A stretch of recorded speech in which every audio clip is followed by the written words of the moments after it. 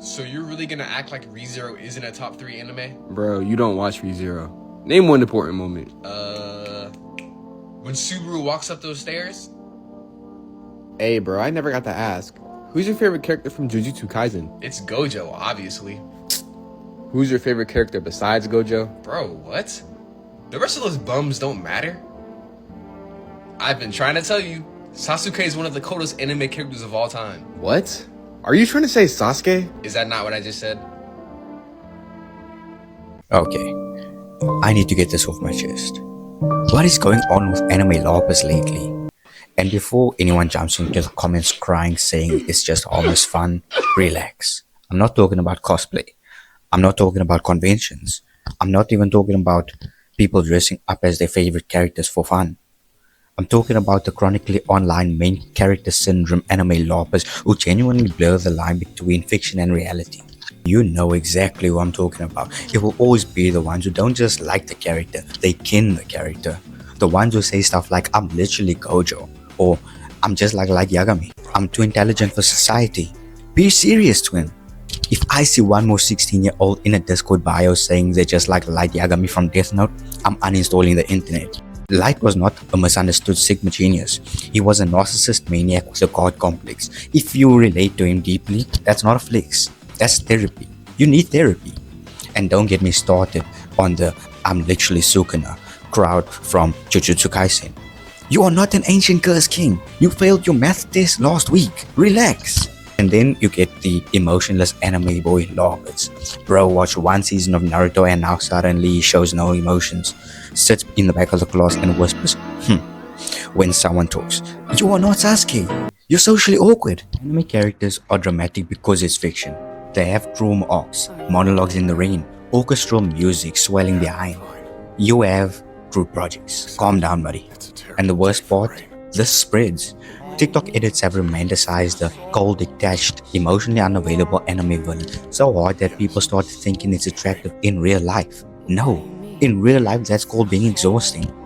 Then we have the aesthetic larpers. They watch Attack on Titan one time and suddenly everything is now worecore, paincore. I'm built different. You're not fighting titans, you're fighting deadlines. And listen, I love anime. I literally grew up with it. Anime storytelling is extremely powerful. It inspires people and that's beautiful. But inspiration is different from identity replacement. When you start replacing your entire personality with a fictional archetype, that's when it gets weird. There's a difference between I admire this character and I've constructed my entire sense of self around being this character, especially when the character is deeply flawed.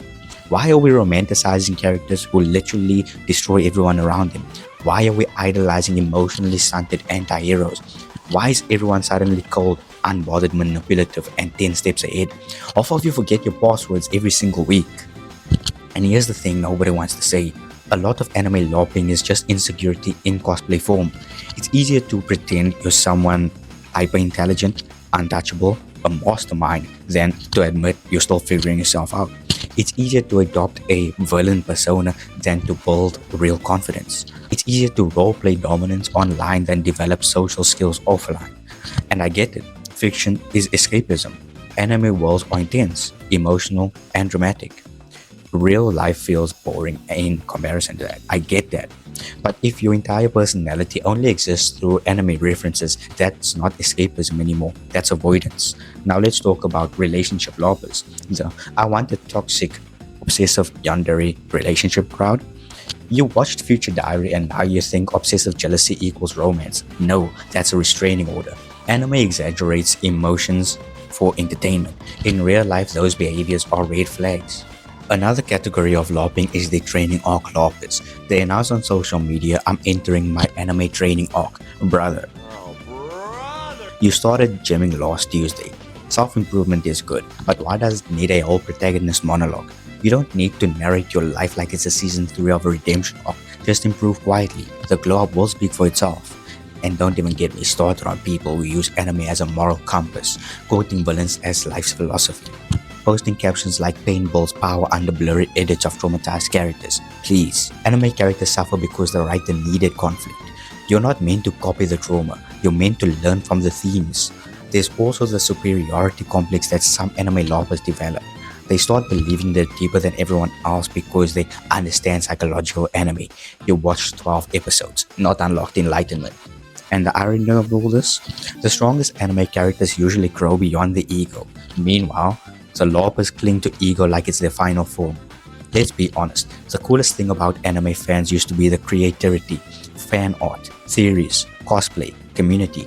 Now half the timeline is people acting like side characters in their own real lives because they're too busy pretending to be the main characters.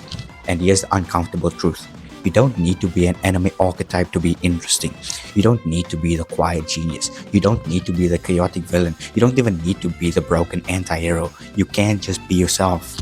Because real confidence doesn't need theme music. Real intelligence doesn't need a monologue. Real strength doesn't need glowing red eyes in an edit. Enjoy anime, love anime, obsess over plot twists, debate power scaling, go to conventions and make edits. But don't let fiction replace reality.